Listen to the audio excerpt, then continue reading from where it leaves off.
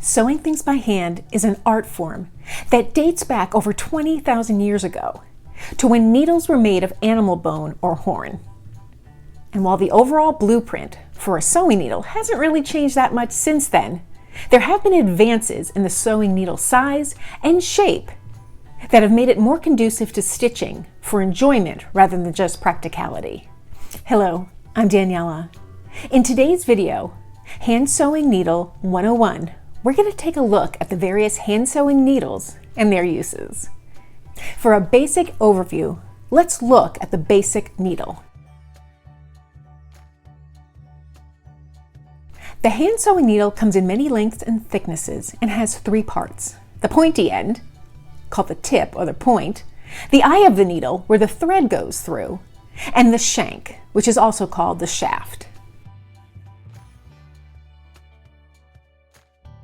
Modern-day hand sewing needles are made from steel and then coated with various metals to prevent corrosion and help it glide through the fabric. These metals include gold, titanium, Teflon, or nickel. These coatings all contribute to the characteristics of how the needle feels to the user, as well as the wear time. Now, some coatings are better than others, as nickel coatings tend to be an allergen and irritate some people's skin when using them. And titanium needles are far more costly. Now, just a quick word about needle sizes. Needles are usually numbered, but in my mind, it's really only for identification. In short, the larger the needle number, the smaller the needle. So a number 10 needle is smaller than a number 4. So that's basically the rule of thumb. But this isn't terribly relevant to me, as needles are not universally numbered, so they vary by manufacturer. You can't interchange them. Not all number 10 needles are the same size. So the number of the needle is really a reference point for me, particularly if I want to repurchase a needle that I really liked in a particular brand. And that's how I find the numbers of the needles useful.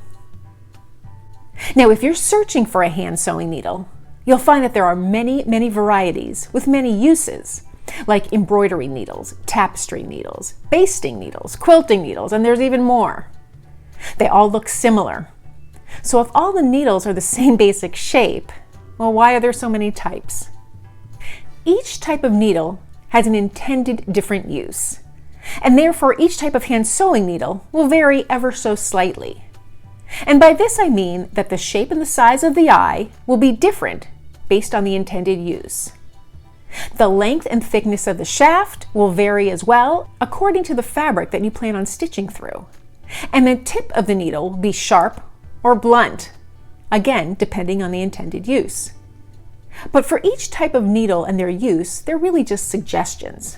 There's nothing wrong with using a basting needle to embroider, if that's what you like. So with that being said, let's take a look at the various needles and their purposes. Let's start with the most easy sewing needles to find, and that's just an assortment pack, a general assortment. They can be very cost effective, and they come in small through large, and the eye hole is just the same, small or large, and everywhere in between. They're needles that will get you through an emergency mending situation, whether to patch a sock or a hole in a pair of jeans. Now let's go over some specific hand sewing needles, and we'll start with sharps. Sharps are needles that are the thinnest hand sewing needle. They have a round eye, a sharp point, and what I consider to be medium length. Their intended use is for applique and attaching quilt binding to the edge of a quilt. The needles are very small and delicate. Personally, these needles are too delicate for me, so I rarely use them, but they are useful to many people. Another type of needle is the quilting needle, also called betweens. They have a small round eye and short needles, and these needles are best for hand quilting or connecting 3 layers of fabric together. They also come in big eye sizes in case you want to use thicker cotton thread.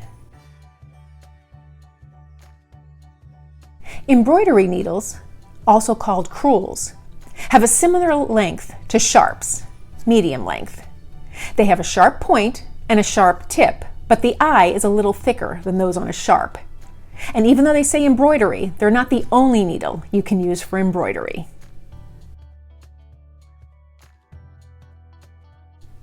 Milliners needles, or straws, are needles that have a long shank, and the eye has the same width as the shank.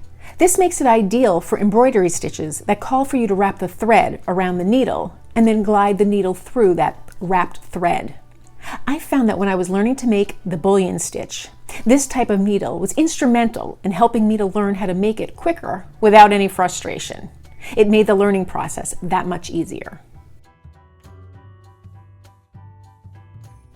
Darning needles have an elongated eye and long shank with a sharp point. They're good for heavier thread or all 6 strands of floss, and I like these needles quite a bit. I like the length and size of the eye as well as the shaft, making it easy to get my embroidery floss through my fabric. Basting needles have a long shaft and a long eye, and they're used for quilting. I find them really helpful in attaching 2 pieces of fabric together, so when I use my fabric collage techniques, a basting needle comes in very handy for me. Now, tapestry needles are really quite interesting. These are larger needles with a very blunt tip. The tip won't pierce through fabric. I guess you could force it through, but it's not intended to be pierced through fabric. I find it very useful for weaving stitches. The eye of this needle can hold multiple strands of embroidery floss, and so it adds a very thick and interesting texture to your work. Now, they also come in a bent tip, which is very handy for people sewing onto knitted or crocheted pieces. It allows the needle to get under the different stitches. I use the tapestry needle in my woven rose stitch, and I find it very helpful for weaving threads. Now, Chenille needles are very similar to tapestry needles, but they have a sharp point. So they have a big shaft, a long needle, and a large eye, and I use these quite a bit. The eye is elongated.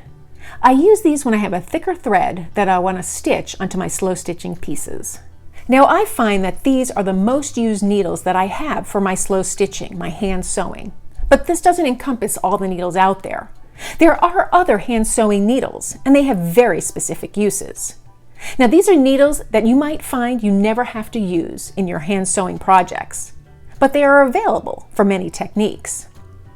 The doll needles are needles that are very long with large eyes. They're designed for sculpting features onto fabric dolls. Upholstery needles are very similar to doll needles, but they're thicker. I think of them as industrial. They're thicker and longer than doll needles, and sometimes they come in curved, so you can stitch around the corner of a cushion or a piece of furniture. Now, beading needles are perhaps the most delicate needle of all, and they're so very thin, and they're designed for stitching through beads to add to your stitched pieces. Typically, you can't get a hand sewing needle through the eye of a bead, but for beading needles, they're so fine that you can. Now, the last one that I want to talk about is a bodkin. A bodkin isn't really a needle, although it has a very similar design. It's actually a sewing tool. It's a narrow tool with a ring going through the shaft, and it has little jaws at the end where the tip of a needle would be. What you do is you slide the ring and open the bodkin, and then you can chomp down on a cord or a thread. You just slide that ring down to lock it in place. And from there, you can use that bodkin to string through a channel of fabric. For example, the string on a hoodie around the neck.